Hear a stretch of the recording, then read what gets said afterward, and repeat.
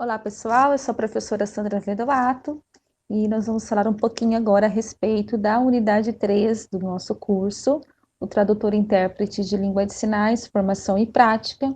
E na unidade 3, falaremos especificamente a respeito da formação desse profissional no Brasil e também da ética profissional, alguns elementos éticos importantes. Então, vamos conhecer as diretrizes legais quanto à formação profissional e identificar essas questões éticas, tá? Bom, as últimas décadas, elas podem ser consideradas como um período de elaboração e reconhecimento de uma série de leis, portarias, decretos, com o intuito de promover a inclusão de pessoas com necessidades educacionais especiais, ou seja, pessoas que utilizam também outros tipos de comunicação que não a língua portuguesa. A Lei 10.098 do ano 2000 determina normas gerais e critérios básicos para a promoção da acessibilidade da pessoa com deficiência ou com mobilidade reduzida e prevê no artigo 18 do capítulo 7 a acessibilidade de sistemas de comunicação e sinalização. Então, de acordo com essa lei, diz que o poder público deveria implementar a formação de profissionais, intérpretes, de escrita também em braille, linguagem de sinais e guias intérpretes para facilitar qualquer tipo de comunicação direta à pessoa portadora de deficiência sensorial e com dificuldade de comunicação.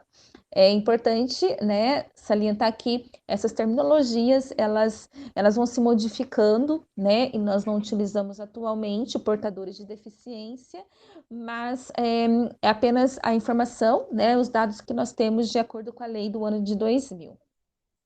Nota-se que a lei de acessibilidade, ela delega, então, a formação de profissionais intérpretes ao poder público, de maneira que garanta, então, a inclusão do surdo, e o intérprete é apresentado como esse profissional facilitador na interação entre surdos e ouvintes, né? O termo linguagem de sinais, ele deixou de ser usado após a legalização da língua no ano de 2002, sendo então adotada a terminologia Libras, Língua Brasileira de Sinais, pela Lei 10.426 de 2002, como meio de comunicação e expressão da comunidade surda brasileira.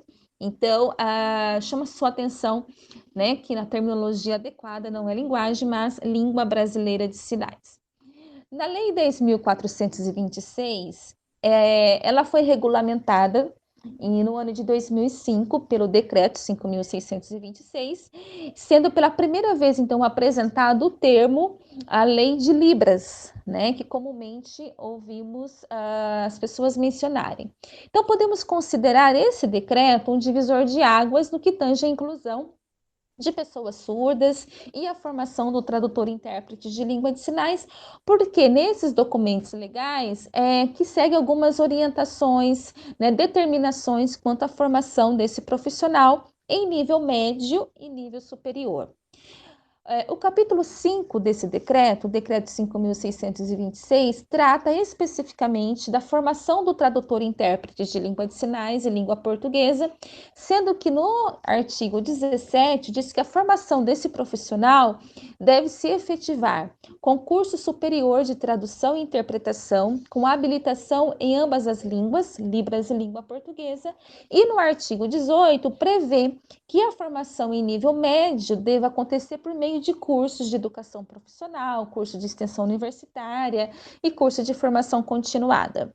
Em relação à formação em nível superior, depois, então, da regulamentação e dessa determinação, nós temos como uma referência em nosso país o curso de formação chamado Letras Libras da Universidade Federal de Santa Catarina, que tem o curso tanto para licenciatura como graduação, que é direcionado para alunos para formação de tradutores e intérpretes.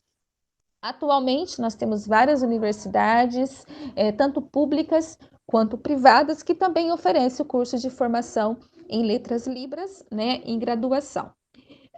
Esse decreto, ele também traz a orientação que durante 10 anos após a publicação, então em 2005, para que houvesse uma formação, né, específica, os intérpretes de nível médio, eles estariam então qualificados apenas para atuar na educação básica, certo? E aqueles com formação em nível superior poderiam então atuar no ensino superior, mediante a certificação de proficiência em tradução e interpretação pelo Exame Nacional de Proficiência, que foi promovido pelo Ministério da Educação, que certificou candidatos com proficiência tanto para a tradução quanto para ensino da Libras em nível médio e superior. Ou seja, havia uma grande demanda para a certificação, né, desses profissionais, e durante, então, 10 anos, o Ministério da Educação promoveu bancas de proficiência para avaliar esses candidatos, tá? Então, a formação do tradutor e intérprete de língua de sinais, de acordo com a legislação vigente, ela pode ser obtida, né, através de curso de educação profissional, cursos de extensão, cursos de formação continuada, que são promovidos por instituições de ensino superior e secretarias de educação. Então, nós temos esses cursos de formação mais direcionado para atuação em nível médio, como também temos cursos, né, de nível superior, chamados Letras Libras Graduação, que é para tradutores e intérpretes de língua de sinais.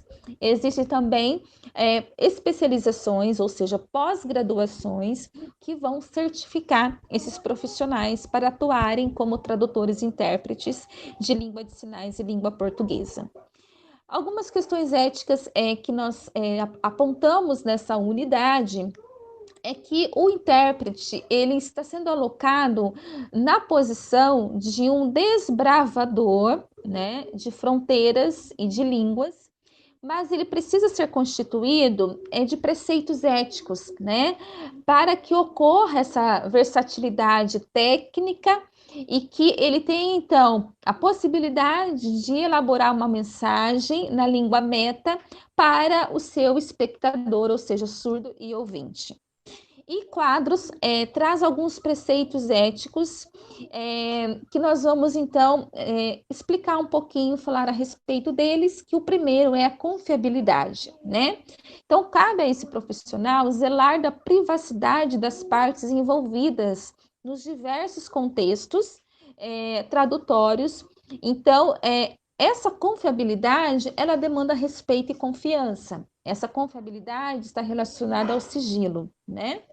O segundo preceito é imparcialidade, ou seja, neutralidade, proceder sem emitir inferências próprias durante, principalmente, a sua interpretação.